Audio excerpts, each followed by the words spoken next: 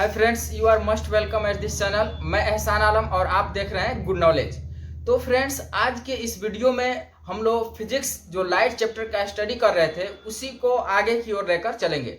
और आज स्पेशली हम लोग को इस वीडियो में नई कार्तीय जो चिन्ह परिपाटी होता है, जिसको हम लोग निर्देशांक चिन्ह परिपाटी के भी नाम से जानते हैं, उसी के बारे में स्टडी करेंगे। तो देखिए, हम लोग पढ़ना है दर्पण में जो चिन्ह परिपाटी होता है या नई कार्तीय चिन्ह परिपाटी। नई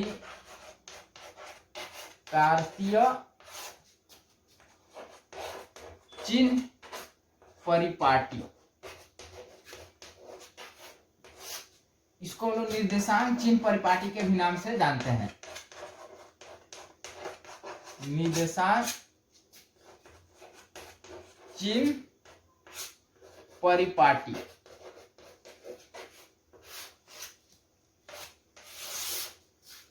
ये टॉपिक अब मैथमेटिकल टर्म के लिए काफी जरूरी है।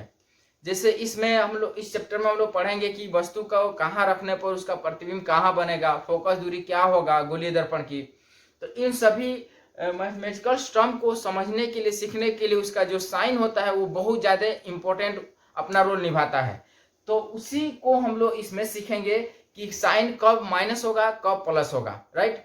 तो चलिए, और दूरियों को कहाँ से हम लोग मापते हैं, तो उसी को हम लोग कहते हैं नई कार्तीय चिन्ह परिपाटी या निर्देशांक चिन्ह परिपाटी। तो इस वीडियो में हम लोग को यही देखना है। देखिए, सबसे पहले जो गोलीय दर्पण होता है, जैसे मान लिया जाए ये एक दर्पण है और आप लोगों से पूछे ये कौन सा दर्पण है, तो आप लोग तुरंत बताएंगे अवतल दर्पण, क्योंकि इसका परावर्तक सतह कैसा है, धंसा हुआ है। तो चलिए, ये एक दर्पण है, तो ऐसे मुख्य अक्ष हो गया और मुख्य अक्ष के जो समांतर किरणें आती है परावर्तन के बाद किससे गुजरती है, मुख्य फोकस से। तो इसमें हम लोग का यहाँ C होता है और यहाँ पर F होता है, ठीक है, और यहाँ ये P होता है यानी ध्रुव। तो फ्रेंड्स देखिए, अब इसमें प्लस माइनस साइन कहाँ पर जा रहा है, तो इसको हम लोग जो मुख्य अक्ष होता है इसको x डैश लेकर चलते हैं और इसका जो ध्रुव होता है ना, पोल, वहीं से किसी भी बिंदु की दूरी मापी जाती है। जैसे मान लिया जाए वस्तु यहाँ पर है, तो वस्तु यहाँ पर है तो इसका प्रतिबिंब इधर ऐसे बनेगा। तो वस्तु यहाँ पर है तो इस वस्तु कितनी दूरी पर है, कहाँ से मापेंगे, यहाँ से, यहाँ से, यहाँ से। तो हम लोग किससे मापेंगे, उसके पोल से, ध्रुव से, राइट। चलिए, तो यहाँ पर हम लोग इस चिन्ह परिपाटी के अनुसार दर्पण में, गोलीय दर्पण में विभिन्न दूरियों को कहाँ से मापते हैं, दर्पण के ध्रुव से। और देखिए, इसमें दर्पण के जो ध्रुव होता है ना फ्रेंड्स, उसके दाएं साइड की जो दूरियां होती है, दाएं साइड की, वो प्लस होती है, यानी इधर की जो दूरियां होती है वो प्लस में होती है, और ध्रुव से ऊपर की जो दूरियां होती है ना, ये भी प्लस में होती है। अब आपको समझ में आ गया होगा कि यदि कोई वस्तु, किसी वस्तु का प्रतिबिंब इधर बनता है दर्पण के पीछे, तो उसकी प्रतिबिंब जो दूरी होगी आप क्या लेंगे, धनात्मक या ऋणात्मक। तो आपका जवाब धनात्मक, क्योंकि अभी हम लोग देख रहे हैं कि ध्रुव से दाहिने की ओर जो भी दूरियां मापी जाती है सब के सब धनात्मक होती है, और उस ध्रुव से ऊपर की ओर जो दूरियां मापी जाती है वो भी धनात्मक होती है। तो चलिए, इसके हम लोग अब उल्टा चलते हैं। तो इधर जब आएंगे तो हम लोग दर्पण के जो बाएं साइड की दूरियां होंगी सब के सब ऋणात्मक होगी, और इसके यानी कि दर्पण के जो मुख्य अक्ष है उसके नीचे से जितना भी दूरियां मापी जाएगी सब के सब क्या होगी, ऋणात्मक होगी। ध्रुव से और मुख्य अक्ष के नीचे से जितने भी दूरियां मापी जाएगी सब के सब ऋणात्मक होगी। तो यही चिन्ह परिपाटी है और चिन्ह परिपाटी यही बताता है। तो इस तरह से हम लोग जो चिन्ह परिपाटी है या कार्तीय चिन्ह परिपाटी बोलिए, ये जो चिन्ह परिपाटी है इसको हम लोग कैसे डिफाइन करेंगे, तो एकदम इजी है। लिखेंगे गोलीय दर्पण में विभिन्न दूरियों को, जैसे फोकस दूरी हो गया या वस्तु की दूरी हो गई या हम लोग का प्रतिबिंब की दूरी हो गई, विभिन्न दूरियों को दूरियों को मापने के लिए और उनके चिन्ह को स्पष्ट करने के लिए एक परिपाटी विकसित की गई है, जिसे चिन्ह परिपाटी या नई कार्तीय चिन्ह परिपाटी के नाम से जानते हैं। तो इसका तो ये परिभाषा हो गया, नई कार्तीय चिन्ह परिपाटी। आप लोग पीडीएफ में मिल जाएगा इसका डिफिनेशन, और सब की सब ये भी मिल जाएगा, और तो उसके बाद में मैं इसका रिवीजन भी करा दे रहा हूँ पीडीएफ के अनुसार, ठीक है।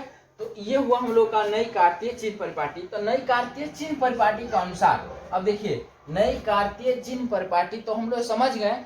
अब इसके अनुसार जो भी मतलब दूरियां होंगी वो हम लोग इसके हिसाब से लेंगे। जैसे मान लीजिए ध्रुव से अगर बाएं की ओर है तो हम लोग लेंगे ऋणात्मक, दाएं की ओर है तो उसको लेंगे, और जो मुख्य अक्ष है उसके नीचे की ऊपर की दूरी को धनात्मक और नीचे की दूरी को ऋणात्मक लिया जाएगा। अब चलिए इससे भी इजी लैंग्वेज में मैं आपको समझा रहा हूं। हम लोग क्लास 7-8 से ही पढ़ते आ रहे हैं कोऑर्डिनेट ज्योमेट्री मैथ में। तो कोऑर्डिनेट ज्योमेट्री पढ़ने के लिए हम लोग ऐसे पढ़ते थे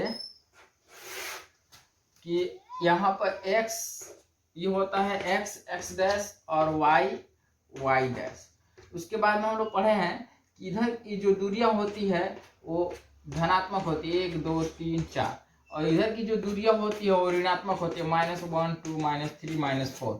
फिर इधर की जो दूरियां होती है वो धनात्मक होती है, 1 2 3 4, और इधर की जो दूरियां होती है वो ऋणात्मक होती है, -1 -2 -3 -4 etc। तो इस तरह से भी आप समझ सकते हैं। तो ऐसे मान लिया जाए कि इसको अब हम लोग क्या किए, ऐसे कर दिए हैं, इस तरह इसको कैसे कर दिए हैं, इस तरह से। तो भी फिर वही बात देखिए, इधर धनात्मक, इधर क्या हुआ धनात्मक, फिर इधर धनात्मक, नीचे ऋणात्मक, और फिर इधर ऋणात्मक। अब तो आप अच्छा से समझ गए होंगे। तो चलिए अब इस पे कुछ हम लोग को रिजल्ट मिलता है चिन्ह परिपाटी के अनुसार।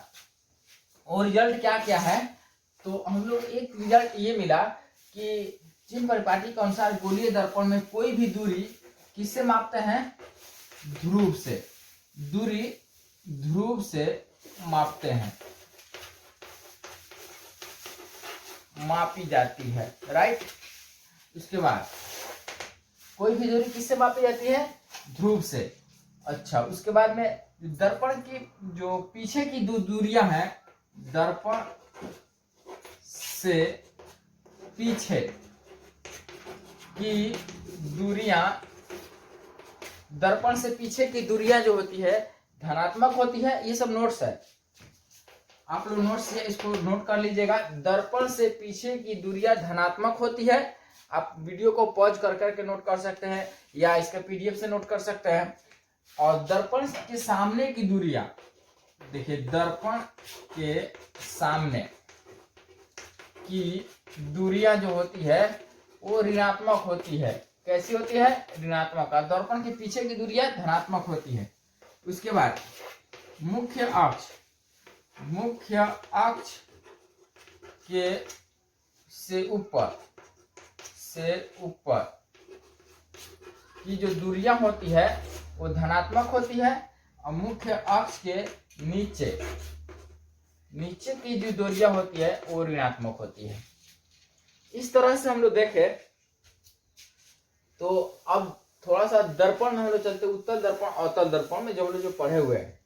तो उत्तल दर्पण में हम लोग पढ़े थे कि इसका जो मुख्य फोकस होता है इधर होता है। तो उत्तल दर्पण की जो मुख्य फोकस होता है, और उत्तल दर्पण की जो फोकस दूरी होती है वो ऋणात्मक होती है। और अवतल दर्पण में हम लोग पढ़े हैं इस तरह से। अवतल दर्पण की जो फोकस दूरी होती है, फोकस मुख्य यहाँ हो गया और यहाँ से यहाँ तक फोकस दूरी।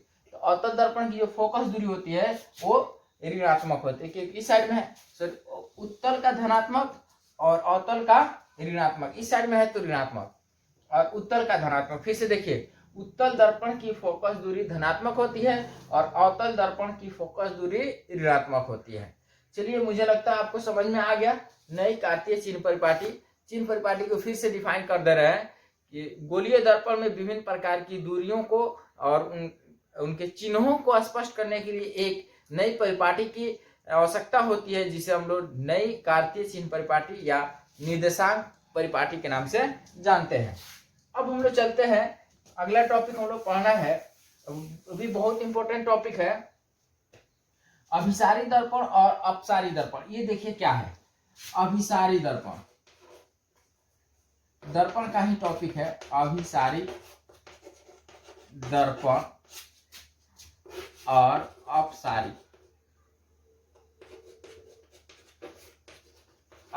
दर्पण। अभिसारी दर्पण हम लोग कहते हैं जो अवतल दर्पण होता है उसको, और अपसारी दर्पण कहते हैं उत्तल दर्पण को। उत्तल दर्पण को क्या कहते हैं, अपसारी दर्पण, और अभिसारी दर्पण किसको कहते हैं, अवतल दर्पण को। अब देखिए कैसे क्वेश्चन पूछा जाता है, ऑब्जेक्टिव में तो पूछा जाएगा कि किस दर्पण को अभिसारी दर्पण कहते हैं, तो हम लोग का आंसर हो जाएगा अवतल दर्पण को, और किस दर्पण को अपसारी दर्पण कहते हैं तो उत्तल दर्पण को। ठीक है, ये दोनों मतलब अच्छा से समझ जाइए, उत्तल दर्पण को, अवतल दर्पण को अभिसारी दर्पण और उत्तल दर्पण को अपसारी दर्पण।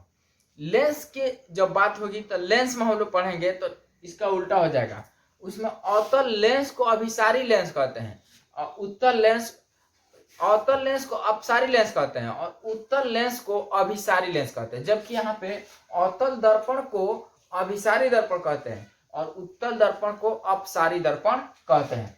क्यों कहते हैं, ये सवाल पूछेगा 2 नंबर में, कि पूछेगा अवतल दर्पण को अभिसारी दर्पण क्यों कहते हैं। तो देखिए यहाँ पे ये अवतल दर्पण है और ये उत्तल दर्पण है, ये अवतल दर्पण है और ये उत्तल दर्पण है। तो हम लोग पढ़े हैं कि उत्तल दर्पण चाहे अवतल दर्पण में जितने भी किरणें आती है सब परावर्तन के बाद कहां से होकर गुजरती है, मुख्य फोकस से। तो इसके समांतर जो किरणें आएगी परावर्तन के बाद कहां से होकर गुजरेगी, मुख्य फोकस से, इस तरह से होकर गुजरेगी। ये सब मुख्य फोकस हुआ, राइट, यहां ध्यान दीजिए। किरणें आई और परावर्तन के बाद कहां से होकर गुजरी, मुख्य फोकस से होकर गुजरी।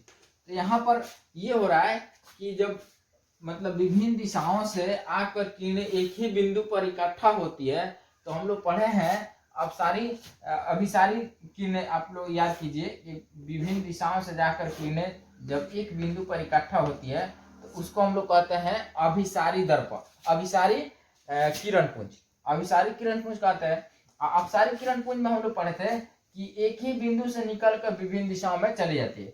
तो अब इसकी बात को ली जाए, इसमें किरणें आएंगी, परावर्तन के बाद किससे होकर गुजरते हुए प्रतीत होगी, मुख्य फोकस, इधर जाएगी नहीं रियल में और इधर चली जाएंगी। तो इधर चली गई किरणें, फिर इधर से जो आएंगी परावर्तन के बाद किससे होकर गुजरती हुई प्रतीत होगी, मुख्य फोकस है, लेकिन चली जाएंगी इधर। उसी तरह से इसमें किरणें इधर चली जाएंगी, इधर से किरणें जा रही हैं, फिर यहाँ से जैसे मान लीजिए इसको लेकर जाएंगे इधर, तो ये इधर चली जाएंगी। इस तरह से हम लोग का जवाब होगा अवतल दर्पण मुख्य अक्ष के समानांतर आ रही प्रकाश किरणों को परावर्तन के बाद एक ही बिंदु पर अभिसरित कर देता है, यानी इकट्ठा कर देता है, इसलिए अवतल दर्पण को अभिसारी दर्पण कहते हैं। जबकि उत्तल दर्पण मुख्य अक्ष के समानांतर आ रही किरणों को विभिन्न दिशाओं में क्या करता है, अलग अलग दिशाओं में इसको फैला देता है, अपसरित कर देता है, फैला देता है, इसलिए इसको हम लोग अभिसारी नहीं कर क्या कहेंगे, अपसारी दर्पण कहेंगे। तो उत्तल दर्पण को अपसारी दर्पण और अवतल दर्पण को अभिसारी दर्पण कहते हैं। अब चलिए इससे हम लोग दर्पण से संबंधित अब हम लोग को पढ़ना है आवर्धन,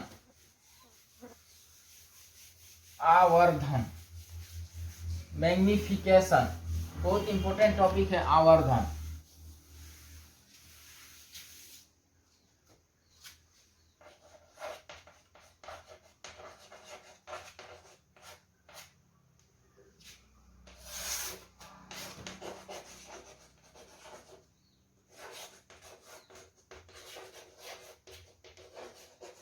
मैग्निफिकेशन देखना है, आवर्धन देखिए कि क्या है।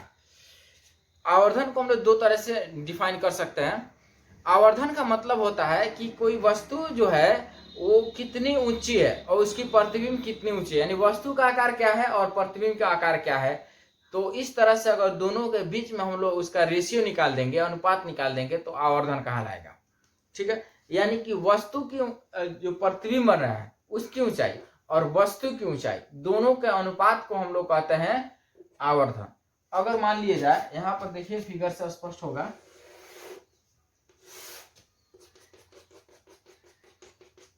ये मुख्य अक्ष है और यहाँ पर हो गया C और यहाँ पर F।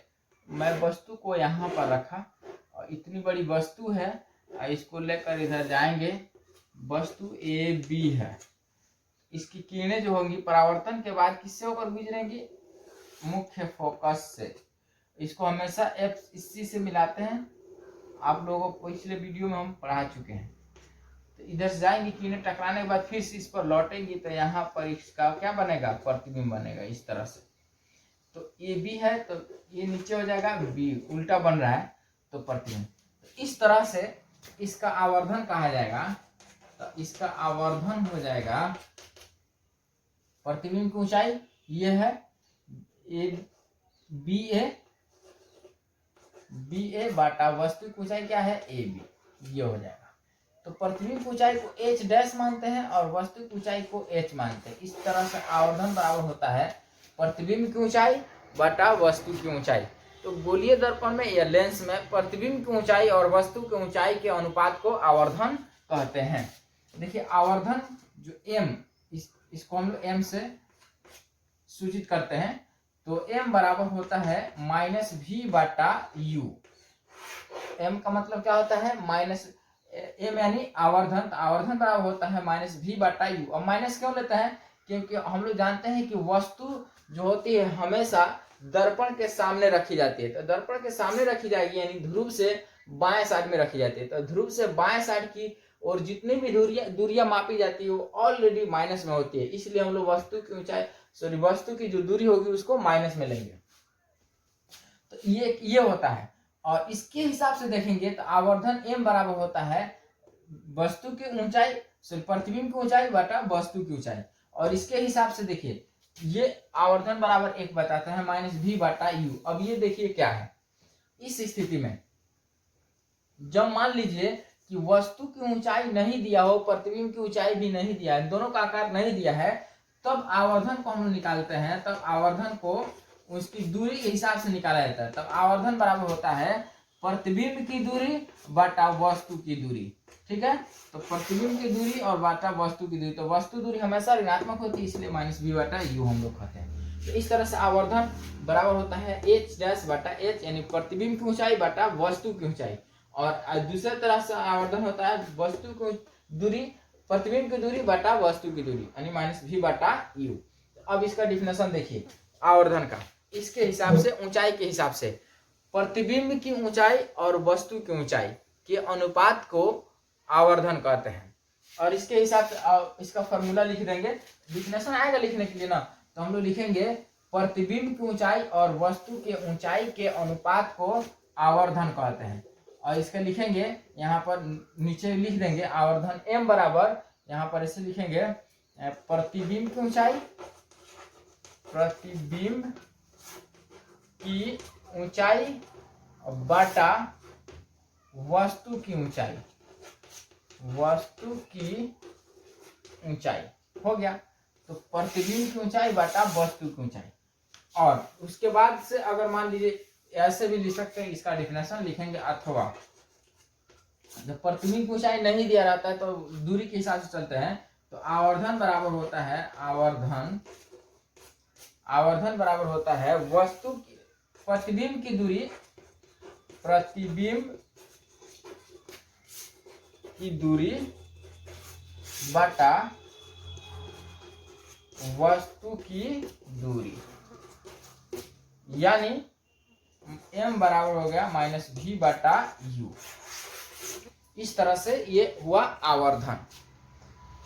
अब देखिए उसके बाद हम लोग को एक टॉपिक और पढ़ना है दर्पण से संबंधित, दर्पण सूत्र, जो एग्जाम में इस पर मतलब कुछ मैथ पूछता है, आंकिक प्रश्न पूछता है। दर्पण सूत्र पर। अब देखिएगा दर्पण सूत्र क्या है, ये लास्ट टॉपिक हम लोग दर्पण से, उसके बाद हम लोग लेंस में चलेंगे किसी का यानी अपवर्तन पढ़ने के। नेक्स्ट वीडियो से हम लोग को प्रकाश का अपवर्तन पढ़ने के लिए मिलेगा। अब हम लोग अब परावर्तन में ही पढ़ रहे हैं, यानी अब हम लोग पढ़ रहे हैं दर्पण सूत्र।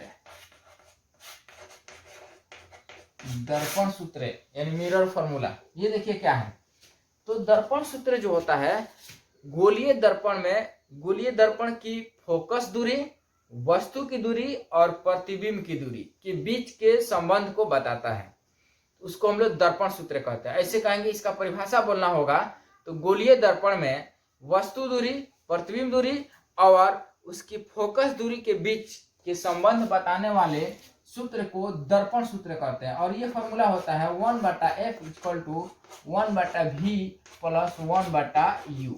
ये हुआ हम लोग का दर्पण सूत्र। दर्पण सूत्र क्या है, 1/f = 1/v + 1/u। यही है दर्पण सूत्र। आप लोग से एग्जाम में पूछा जाता है ऑब्जेक्टिव में कि दर्पण सूत्र निम्नलिखित में से दर्पण सूत्र कौन है, ये भी पूछा जाएगा। या r = 2f भी दे देगा ऑप्शन में, या 1/f = दे देगा 1/v - 1/u, इसमें सभी दे देगा। अब देखिए इसमें ऑप्शन के हिसाब से हम लोग लगेगा सभी है, 1/f 1/v 1/u, ये भी आपको सूत्र, ये तो दर्पण सूत्र समझ गए, ये भी आप फार्मूला पढ़े हुए हैं, दर्पण में ही है, लेकिन इसको दर्पण सूत्र हम लोग नहीं कहते, याद रखिएगा ये दर्पण सूत्र नहीं है, दर्पण सूत्र यही है। उसके बाद आपको आप लेंस पढ़ाएंगे यानी अपवर्तन पढ़ाएंगे तो उसमें भी फार्मूला मिलेगा 1/f = 1/v - 1/u। तो ये जो है दर्पण सूत्र नहीं होकर ये लेंस सूत्र है, ये इसको हम लोग कहते हैं लेंस फार्मूला यानी लेंस सूत्र है। और इसमें सभी नहीं कि सभी हो जाएगा। तो हम लोग का दर्पण सूत्र कौन है, ये वाला है। अब दर्पण सूत्र पर मैं एक आप लोगों को मैथ बताने जा रहा हूँ, देखिएगा बहुत इजी है, इस टाइप का क्वेश्चन पूछा जा सकता है। क्वेश्चन आपको बोर्ड पर लिखकर मैं समझा रहा हूं, देखिए ध्यान से। तो देखिए क्वेश्चन यहाँ पे है, कह रहा है किसी अवतल दर्पण में 25 सेंटीमीटर की दूरी पर वस्तु रखने पर, यहाँ पर वस्तु रखने पर हो जाएगा, नोट कर लीजिएगा, रखने पर उसका प्रतिबिंब कहाँ बनेगा।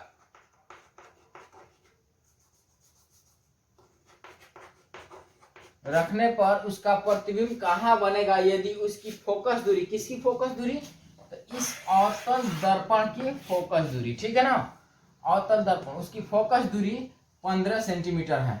कितना है, 15 सेंटीमीटर है। इसकी फोकस दूरी 15 सेंटीमीटर है अवतल दर्पण की। कह रहा है किसी अवतल दर्पण में 25 सेंटीमीटर की दूरी पर वस्तु रखने पर उसका प्रतिबिंब कहाँ बनेगा यदि उसकी फोकस दूरी 15 सेंटीमीटर है। तो दोस्तों ध्यान से देखिएगा, यहाँ पे ये एक अवतल दर्पण है। अवतल दर्पण में कह रहा है वस्तु को 25 सेंटीमीटर, इधर 25 सेंटीमीटर की दूरी पर वस्तु कोई रखी गई है और इसकी फोकस दूरी इधर 15 सेंटीमीटर है। कितना है, 15 सेंटीमीटर। तो हम लोग प्रतिबिंब की दूरी पूछा जा रहा है कि प्रतिबिंब की दूरी क्या होगी, ठीक है ना, यानी भी पूछ रहा है। तो हम लोग यहाँ ध्यान दीजिएगा कैसे लिखेंगे। इसमें 25 सेंटीमीटर क्या है, वस्तु की दूरी है, तो लिखेंगे वस्तु की दूरी। वस्तु की दूरी, वस्तु की दूरी को हम लोग u से डिनोट करते हैं और u हमेशा क्या होता है, ऋणात्मक होता है। तो ऋणात्मक होता है तो लिखेंगे -25 cm, ये लिखना जरूरी है। कितना लिखेंगे, -25 cm लिखेंगे। वस्तु की दूरी हो गया -25 cm। अब देखिए उसके बाद में ये क्या दिया है, 15 सेंटीमीटर क्या है, यदि उसकी फोकस दूरी, तो फोकस दूरी ये है, कह रहा है फोकस दूरी कितना, तो लिखेंगे फोकस दूरी। फोकस दूरी को f से स्विच करते हैं, छोटा f से, फोकसांतर भी कहते हैं इसको, पिछले वीडियो में बता चुके हैं। तो फोकस दूरी ये हो गया। तो हम लोग अब ये देखिए अवतल दर्पण है, तो अवतल दर्पण की फोकस दूरी इधर होगी, इधर की इधर, तो इधर होगी फोकस, जैसे किरण जाकर टकरा के, तो इधर यानी मुख्य जो पोल है, ध्रुव है, तो ध्रुव से बाएं की दूरी जितनी भी होती है सब के सब ऋणात्मक होती है। तो इसकी फोकस दूरी भी क्या हो जाएगी, -15 सेंटीमीटर होगी। अब देखिए हम लोग निकालना है प्रतिबिंब की दूरी, तो लिखेंगे प्रतिबिंब की दूरी। तो प्रतिबिंब की दूरी यानी भी हम लोग को फाइंड करना है। राइट, यहां तक समझ में आ गया। तो हम लोग को u दे दिया, f दे दिया और v निकालना है। सिंपल हम लोग फॉर्मूला पर इसको सेट कर देंगे। अब लगाएंगे हम लोग दर्पण सूत्र। इतना लिखने के बाद में आप लिखिएगा यहाँ पे, इसलिए दर्पण सूत्र से 1/f equal to 1/v plus 1/u। ठीक है ना। अब चलिए हम लोग इस पे मान रखेंगे। तो यहाँ पे देखिए 1/f, तो f का वैल्यू हम लोग को कितना रखना है, -15 सेंटीमीटर।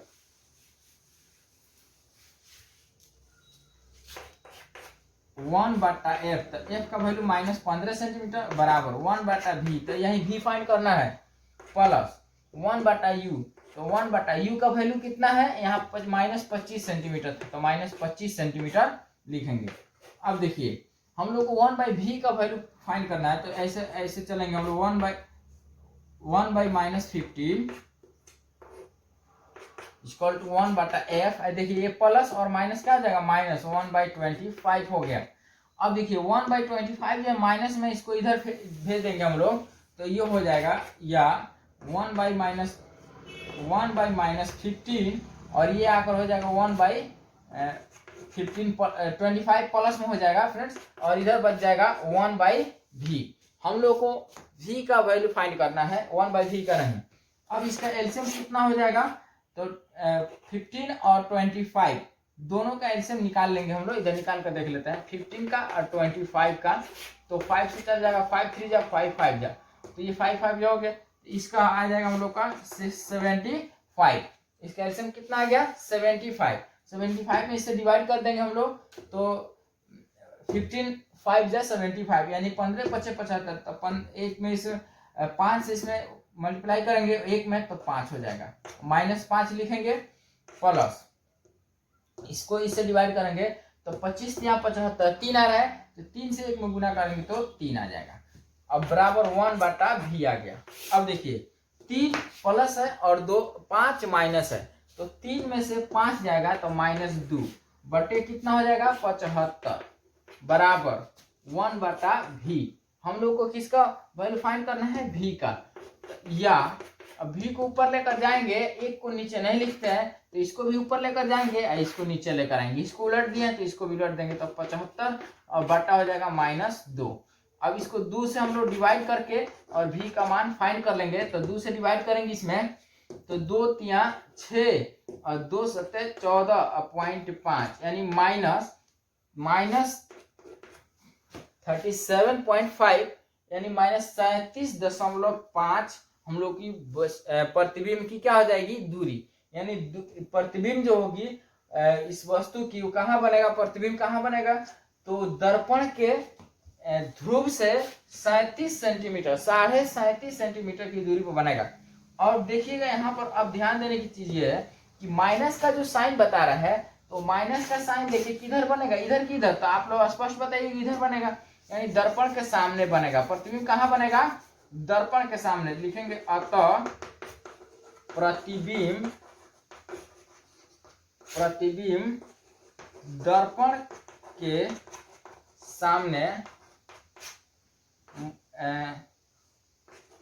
37.5 सेंटीमीटर की, माइनस नहीं लिखेंगे यहाँ पे, माइनस साइन बताता है कि सामने बन रहा है, कि दूरी पर बनता है, चाहे बनेगा। ये हम लोग का आंसर हो जाएगा। न्यूमेरिकल में ये पूछ सकता है, इंपॉर्टेंट है। ठीक है, इसको आप लोग नोट कर लीजिएगा, बहुत ही इंपॉर्टेंट क्वेश्चन है ये।